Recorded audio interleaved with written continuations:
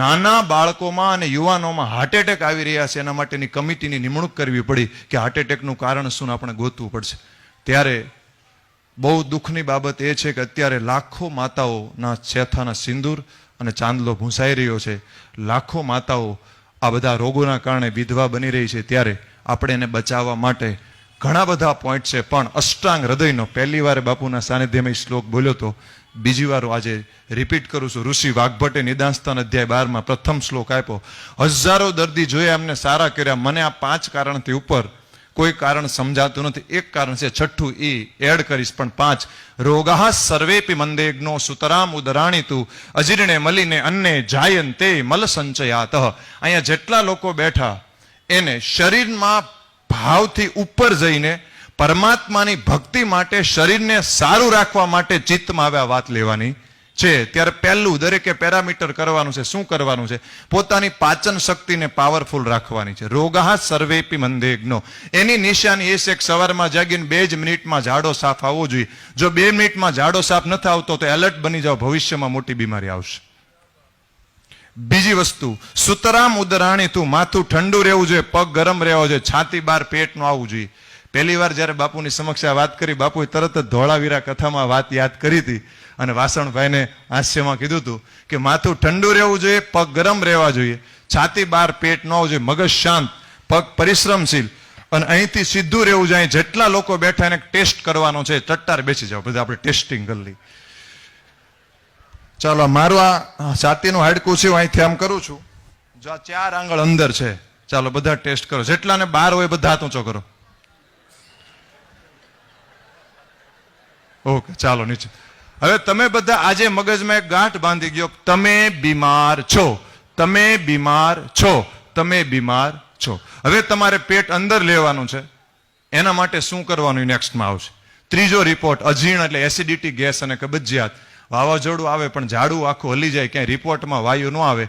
CT scan, MRI, પેટ scan, angiography, એક પણ રિપોર્ટમાં વાયુ ન આવે. અચાનક ક્યારે હાર્ટ એટેક આવતો નથી. પહેલા અપાન વાયુ બગડે, પછી પ્રાણ બગડે, સમાન બગડે, પછી હૃદય બસ્તી ને શિર 3 મર્મ બગડે અને પછી એટેક આવે. આપને વાયુ નથી જોતા એટલે આપણે કહીએ અચાનક એટેક આવ્યો, અચાનક એટેક આવ્યો નથી. દરેક રોગનું મૂળ છે વાયુ. પિત્તમ પંગુ, કફમ પંગુ, પંગવો મલધાતવ, વાયુના યત્ર ગચ્છતિ તત્ર વર્ષતિ મેઘવત. એટલે એસિડિટી, ગેસ, કબજિયાત કોઈને હોય તો એલર્ટ થઈ જઈને મટાડવું પડશે. ચોથું, મલીને અન્ય ઝેરયુક્ત ખોરાક. આજથી 50 વર્ષ પહેલા બધા રોગો ઓછા હતા અને અત્યારે રોગ વધ્યા છે. એનું સીધું સાદું સરળ કારણ છે, આપણા વડીલો બુદ્ધિ વગરના હતા, કારણ કે દેશી બાજરાનો રોટલો ખાતા હતા.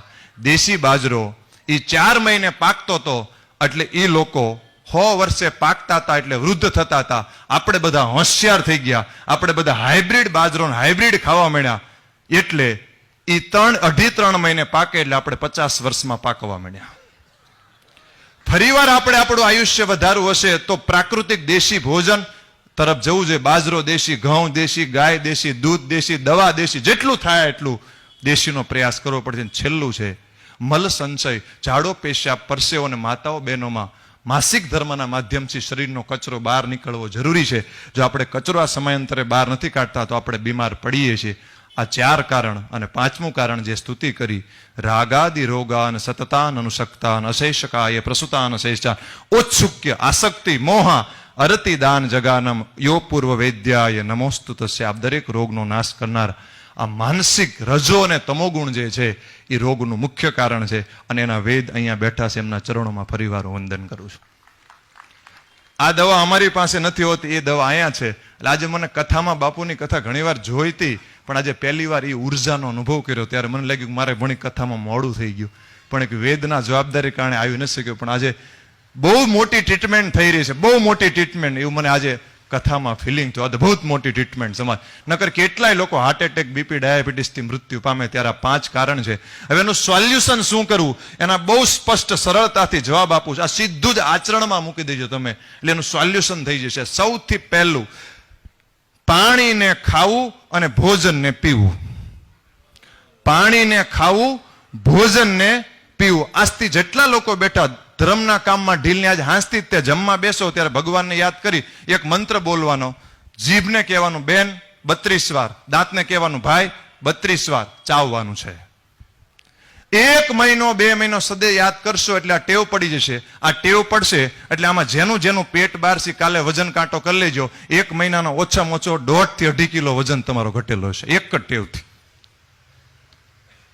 લોકો ભૂખ્યા રહે, વજન ઘટી જાય, જમવાનું ચાલુ કરે, ડબલ વધી જાય, અંદરની સિસ્ટમ સુધારતા નથી એટલે પરમેનન્ટ સોલ્યુશન થતું નથી. આ પહેલી પાચન શક્તિ સુધારવાનો સરળ રસ્તો, પાણીને 5 વાર 10 વાર 15 વાર 20 વાર જેટલું થાય એટલું ચાવીને લેવાનું અને ભોજનને પીવું.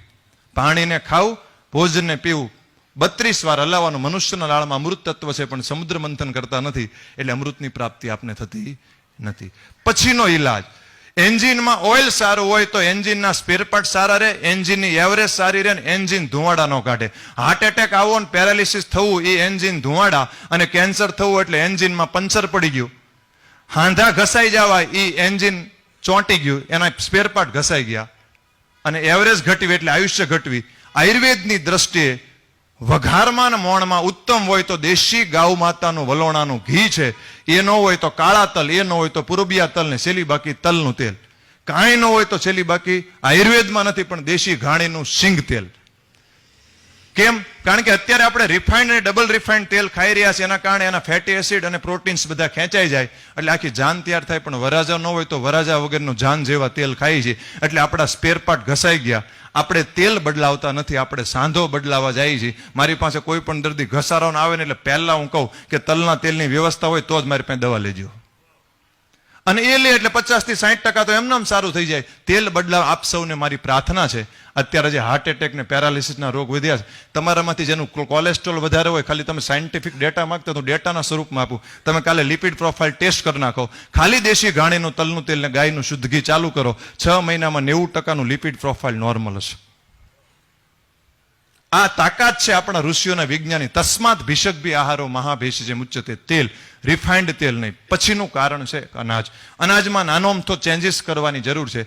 ઘઉં લ્યો તો 1 વર્ષ જૂના, ચોખા લ્યો તો પોલિશ કર્યા વગરના. એની કરતા શાસ્ત્રમાં કીધું છે ઉત્તમ શ્રેષ્ઠ જવ, બાર્લી. જવ 3 ભાગ જવ અને 1 ભાગ મગ અને 2 થી 5% આમળા ઉત્તમમાં ઉત્તમ થાય. આ શાસ્ત્ર ચરક સંહિતામાં અત્યારના જે રોગો છે, ડાયાબિટીસ, બીપી, હૃદયરોગ, કોલેસ્ટ્રોલ, થાઇરોઇડ, સમતાને અટકાવવા માટેનો બહુ શ્રેષ્ઠ ઉપાય છે. 3 ભાગ જવ, 1 ભાગ મગ અને 2 થી 5% આમળા. જો જરૂર આવશ્યક લાગે તો આનાથી એડવાન્સ જવું હોય તો જાર અને પછી બાજરો. ઘઉં ચોખાની જગ્યાએ લેવાય તો 1 વર્ષ જૂના પણ શક્ય નથી, પણ નાનોમ તો ખાલી ફેરફાર જ. ઘઉં ચોખાની જગ્યાએ જવ, જુવાર અને બાજરો. એટલે ઘણું બધું હેલ્થની અંદર સુધાર આવશે. થોડું 10 થી 15% મિલેટ્સને પણ, શુદ્ર ધાન્યને પણ સ્થાન આપવું જોઈએ. પછીનું સૌથી અગત્યનું કારણ છે રોગ માટેનું, એ ભારત માટે છે ચા. આપણા શાસ્ત્રમાં સવારે નયણા કોઠે રસાયણ લેવાનું કીધેલું છે. રસાયણ એટલે શરીરમાંથી કચરો બધો બહાર કાઢે, શરીરને નવું બનાવે અને એનો સત્વગુણ વધારે, આધ્યાત્મિકમાં મદદ કરે. રસાયણ એમ મર્ષિણામ દેવાનામ અમૃતમ યથા સુદેવ ઉત્તમમ નાગાનામ ભેષજ્યમ ઇદમસ્તુ. તે ઋષિઓ માટે રસાયણ હોય છે. આધ્યાત્મિક પથ પર ચાલનારા લોકોએ પ્રાતઃ કાળે જાગી અને રસાયણ લેવું જોઈએ. ત્યારે અશ્વિની કુમાર ભગવાને ચવન ઋષિની સાધના માટે ચવનપ્રાશ બનાવીને આપ્યો હતો. એનું મુખ્ય કન્ટેન્ટ હતું આમળા. આપણે બધું ન કરી શકીએ. ચરક સંહિતામાં રસાયણ પાદ પહેલો આપ્યો છે, અભિયા આમલકી રસાયણ પાદ 1. મારા ખીચામાં 24 કલાક હોય ગમે ત્યારે, જો આ આમળાના કટકા છે ને હરડે છે. કારણ કે પ્રશસ્તામ ઔષધિમ ધાર્ય, દિવ્ય ઔષધિ આપણી આસપાસ હોવી જોઈએ. આટલું બધું આપને ખબર ન પડે. ખાલી 2 જ મેડિસિન યાદ રાખો, એક હરડે અને એક આંબળા. આ બંને દિવ્ય રસાયણ છે, અમૃતરૂપી રસાયણ છે. તો એને કઈ રીતે ઉપયોગ કરવાનો? આંબળાને અત્યારે બજારમાં ચાલુ થઈ ગઈ, કાચા આવશે ને ઉપયોગ ન કરતા 1 મહિના જાન્યુઆરી પછી પરફેક્ટ આવશે. આંબળાને કટિંગ કરીને સુકવણી કરીને રાખવાનો, એનો પાવડર કરીને લેવાનો. અને જેમાં આમાં 50 વર્ષથી ઉપર, 40 વર્ષથી ઉપરની ઉંમર છે, એ લોકોએ તો કાંઈ વિચારવાનું જ નહીં. ગળો, ગોખરું, આંબળા, રસાયણ ચૂર્ણ રેગ્યુલર 1 ચમચી ચાલુ કરી દેવાનું. શરીર પણ સારું રહેશે, મનની અંદર સત્વગુણ પણ વધશે. જમ્યા પછી હરડે, જમ્યા પછી હરડે પાચન સુધારવાનું ખૂબ કામ કરે. અત્યારે 90% એસિડિટી, ગેસ, કબજિયાતની ક્યાંક ને ક્યાંક તકલીફ હોય. તમે ખાલી અઠવાડિયે જમ્યા પછી હરડે લઈને જુઓ, તમને એકદમ નવી એનર્જી આવશે, જબરજસ્ત ફાયદો થશે. આ 2 દિવ્ય રસાયણ છે. આ રસાયણો આપણે બધા લેવા જોઈએ. ભૂલીને આપણે સવારે નયણા કોઠે ચા લેવાનું ચાલુ કર્યું. આપણા દેશમાં અંગ્રેજો આવ્યા એ પહેલા કોઈ ચા પીતું નહોતું. પહેલા રસાયણ લેવાતી, પછી ફળાહારનો રિવાજ આવ્યો, પછી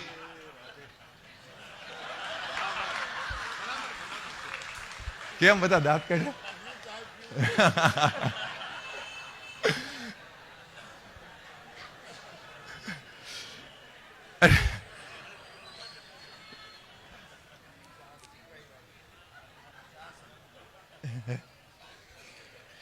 તો સવારે નયણા કોઠે અમૃત લેવાતું, પછી ફળાહાર આવ્યું, પછી શિરામણ આવ્યું, અને પછી અંગ્રેજ આવ્યા, પછી ચા આવી. દૂધની અંદર 6 કલાકની અંદર કોઈ પણ પ્રકારનું એસિડ મિક્સ કરવામાં આવે એટલે એક સ્લો પોઈઝન બને. ચાની અંદર 2 એસિડ મુખ્ય હોય, કેફીન અને ટેનિક એસિડ, અને એમાં પાછા ખાંડ નાખી. આપણા દેશમાં દેશી ખાંડ વપરાતી હતી, એની જગ્યાએ અત્યારે સલ્ફ્યુરિક એસિડ વાળી પ્રોસેસ વાળી ખાંડ વપરાય. એટલે એ ઝેર બને ને આપણે સવારે નયણા કોઠે લઈએ એટલે આપણા શરીરના પીએચ ઇમ્બેલેન્સ થાય, અને પીએચ ઇમ્બેલેન્સ થાય એટલે શરીરમાં બધા જ પ્રોબ્લેમ થાય. ત્યારે મેં બાપુના જીવનશૈલી વિશે જ્યારે પૂછ્યું ત્યારે બાપુએ મને એવું જાણવા મળ્યું કે બાપુ સવારમાં બાજરાનો રોટલો ને દહીં ખાય છે, એટલે શિરામણ ખાય છે. સ્વાસ્થ્યનું એક બહુ જ મોટું કારણ છે શિરામણ. એટલે અહીંયાથી જેટલા લોકો ચા પીવે છે એ લોકો પ્રયાસ કરો કે આજથી શિરામણ કરો, શિરામણથી એડવાન્સ ફળાહાર કરો, ફળાહારથી એડવાન્સ ચવનપ્રાશ લ્યો અથવા આમળા લ્યો.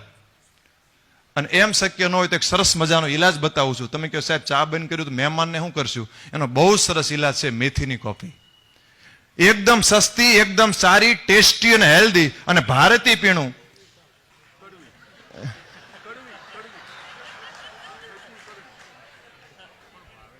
કઈ રીતે બનાવવાની? બહુ તમને થાય મેથી તો કડવી, તો કોફી કેવી લાગે? તમે કોફીને ભૂલી જાઓ એવી ટેસ્ટી લાગે. પદ્ધતિ ખાલી સમજી લો. 8 થી 10 દાણા મેથીના લેવાના, એને શેકી નાખવાની, શેકીને એમાં 1 કપ દૂધ નાખવાનું, 1 ચમચી સાકર નાખવાનું, ઉકાળ નાખવાનું, એટલે ચા કરતા સ્પીડમાં બને. 5 ફાયદા. પહેલો ફાયદો, ચા છે હાડકાને નબળા પાડે, મેથી છે હાડકાને મજબૂત કરે. ચા છે ડાયાબિટીસ વધારે, આ ખાંડ ડાયાબિટીસ વધારે, પણ મેથી ડાયાબિટીસ કંટ્રોલ કરે. ચા વાયુપિત્ત કફને પ્રકોપ કરે, મેથી બેલેન્સ કરે. ચા જે છે એ ખાલી આસામમાં થાય, મેથી આખા ભારતમાં થાય. ચા છે એ વિદેશી પીણું છે, મેથી દેશી પીણું છે. ના છેલ્લી બાબત કહું, તમે કોઈને કહેતા નહીં, કાનમાં કહું છું, ચા 400 રૂપિયાની કિલો, મેથી 80 રૂપિયાની કિલો. એટલે અહીંયા આટલા બધા લોકો બેઠા છે, બાપુના આશીર્વાદ છે. અને હવે માયાભાઈ તો વારંવાર બધાને મેથીના બ્રાન્ડ એમ્બેસેડર બની, રાજભા ગઢવીને બધા લોકો આવે, જેટલા કે બધા ખૂબ સારો પ્રચાર કરે છે. લોક ભારતી સણોસરાના અરુણભાઈ વારંવાર તમને યાદ કરીને કે બાપુ અમને મેથીની કોફી પાય, ત્યારે તમને યાદ કર્યા.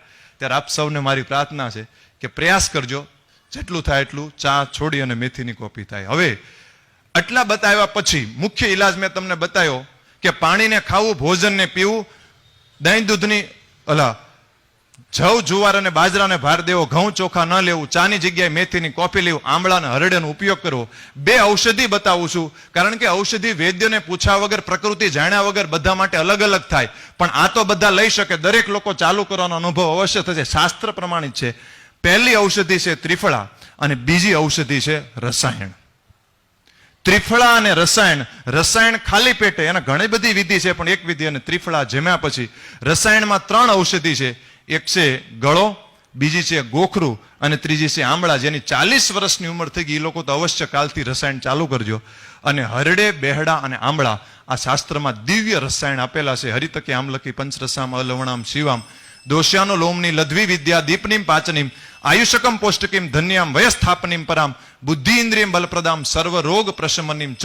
એમાં હરડે અને આંબળાની બંનેના મેરેજ થાય, શેડા શેડી બાંધવામાં આવે એટલે બેહડા, એટલે કે હરડે, બેહડા અને આંબળા આ ત્રિફળા રસાયણ લેવું જોઈએ.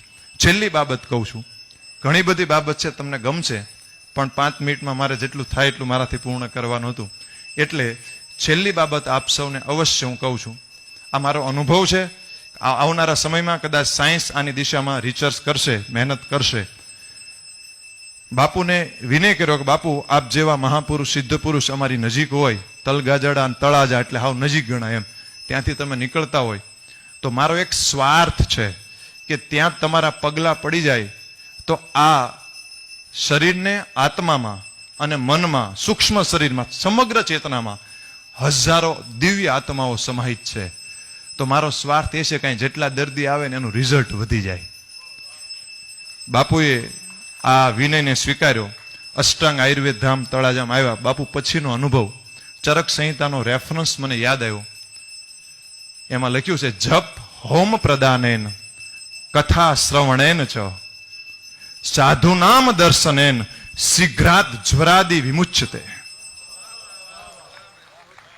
ત્યારથી મેં જોયું કે કેન્સરના દર્દીના રિઝલ્ટ, ડાયાબિટીસ, જે રોગમાં પ્રારબ્ધ કર્મજન્ય વ્યાધિ હતા એ બધા જ રોગ અને સામાન્ય દર્દીના રોગમાં પણ બહુ જ મોટો સુધારો આવ્યો. આવનારા સમયમાં સાયન્સ આમાં પણ સંશોધન કરશે કે એક બુદ્ધ પુરુષ, એક સિદ્ધ પુરુષના કોઈ જગ્યા ઉપર પગલા પડે, માણસના રોગ પણ મટવા મળે છે.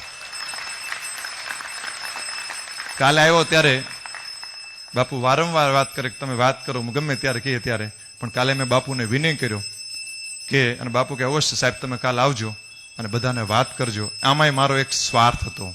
સ્વાર્થ એ હતો કે એટલા બધા લોકો જયારે કથામાં જોયું ત્યારે બધા માળા ભજતા હોય, ભગવાનનું ભજન કરે, અને એક વેદ તરીકે બધા કે સાહેબ મને આ તકલીફ છે, આ તકલીફ છે, આ તકલીફ છે, આ તકલીફ છે. તો જે કાંઈ થાય એ શરીરની પીડા ઓછી થાય અને ઈશ્વર અભિમુખ મન બને, એ પવિત્ર ભાવ સાથે આજે આપ સૌના દર્શન થયા, બાપુના આશીર્વાદ પ્રાપ્ત થયા, એ મારું પરમ સૌભાગ્ય માનું છું. સમયની પાબંદી હતી, પણ એક પત્રિકા અમે અષ્ટાંગ આયુર્વેદ ધામમાં બધાને આપીએ છીએ, જિંદગીભર કેમ તંદુરસ્ત રહેવું. એ પત્રિકા તમે જ્યારે બહાર જાઓ ત્યારે તમને ત્યાંથી બધાને મળી જશે. એમ બધું જ આ લખ્યું છે. અને આયુર્વેદ કથા બાપુના આશીર્વાદથી આપ સૌને આનંદ થશે. છેલ્લી વાત બાપુ કહી દઉં, બાપુએ પ્રેરણાથી ને આશીર્વાદથી ચાલુ કરાવી કે બાપુ આવી રીતે મને વિચાર આવ્યો છે કે 3 કલાકની ટાઈમ વધારે ન રહે, પણ 3 કલાકની આયુર્વેદ કથા પ્રારંભ કરીએ. બાપુએ ત્યારે આશીર્વચન આપ્યા અને બાપુએ કીધું કે આ કથા સમાજને એક નવી દિશા આપે. બાપુ આજે 15 કથા પૂર્ણ થઈ ચૂકી છે અને હજારો લોકો એના લાભ લઈ શકે. ત્યારે આ કાયમ માટે જ્યાં સુધી આ કથા જીવિત હશે ત્યાં સુધી બાપુના ચરણોમાં આ નવી પરંપરા ઊભી થશે કે આયુર્વેદ કથાનો પણ પ્રારંભ થયો. ત્યારે મારા ગુરુથી માંડી અને આ મહાન પરંપરાના વાહક મોરારી બાપુ એ કોઈ વ્યક્તિ નથી, એક સાક્ષાત શક્તિનું પુંજ છે, સ્વરૂપ છે. એમના સાનિધ્યમાં આજે મને આયુર્વેદના 5મા વેદનો અવસર પ્રાપ્ત થયો. ત્યારે આપ સૌ પાસે એક પ્રાર્થના માગું છું કે આવનારા સમયમાં લાખો માતાના શેથાના સિંદૂર ભૂંસતા અટકાવવા માટે, નાની માતાઓ બહેનોને પોતાના બાળકને અગ્નિ સંસ્કાર નાની ઉંમરમાં આપતા અટકાવવા માટે ફરીવાર આપણે વેદના ચરણે આવવું પડશે, ગાયના ચરણે આવવું પડશે, પ્રકૃતિના ચરણે આવવું પડશે, આયુર્વેદના ચરણ. આ જ ભાવ સાથે છેલ્લી આ સ્તુતિ હું બાપુના ચરણોમાં સમર્પિત કરું છું.